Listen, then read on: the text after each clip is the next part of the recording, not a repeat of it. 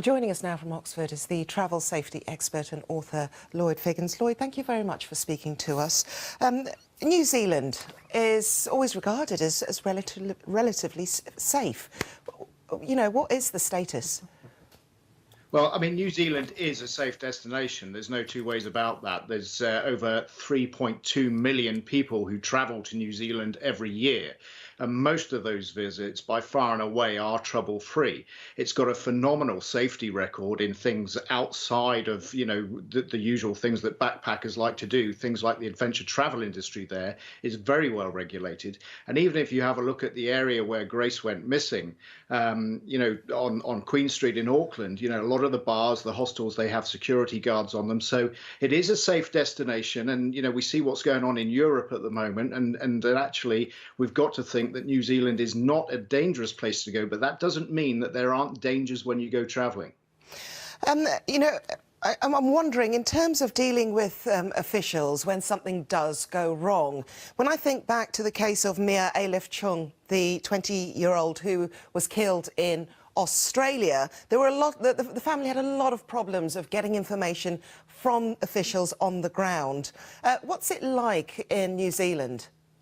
Well, in New Zealand, I mean, if you're a British traveller and you're going to New Zealand, then, you need to be working with the Foreign and Commonwealth Office. You need to actually be working with your family at home as well. And there needs to be a combination of different angles that you're going to take if something does go wrong. But this is why people need to make sure that they have an emergency plan in place. And that needs to take into account that if they haven't been heard from, that a procedure will kick into place whereby others can raise the alarm. And that's not unique to New Zealand or to Australia. It's something that people should be doing whenever they're traveling, is making sure that, first of all, they do their preparation before they go. Second of all, that they are situationally aware whilst they're in a particular country or region. And thirdly, that they have an emergency response procedure in case something does go wrong. Just give us an idea then of what this emergency response procedure should be like. What sort of things should parents or members of the family or friends put in place before the student leaves or the person goes off travelling? Okay, well, the first thing has got to be communication and making sure that you have different methods of communication.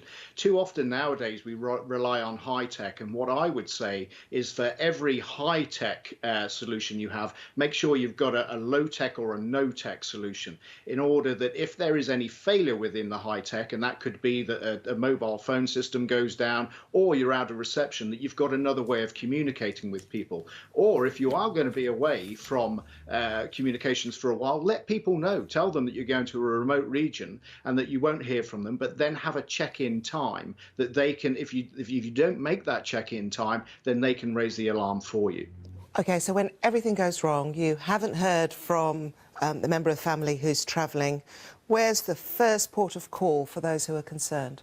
Okay, so first port of call on that is to get hold of the local police and explain to them what that person's movements were, where they were supposed to be, why perhaps they aren't there, and let the police do their work locally. Don't forget, the local police have got the local knowledge. They are best placed in order to actually deal with the situation on the ground. But there's also no harm whatsoever in contacting the local embassy, the British embassy or consulate, in order to alert them that one of our citizens is actually missing or could potentially be in danger. OK, Lloyd Figgins, we're going to leave it there for now, but thank you very much for that insight. Thank you.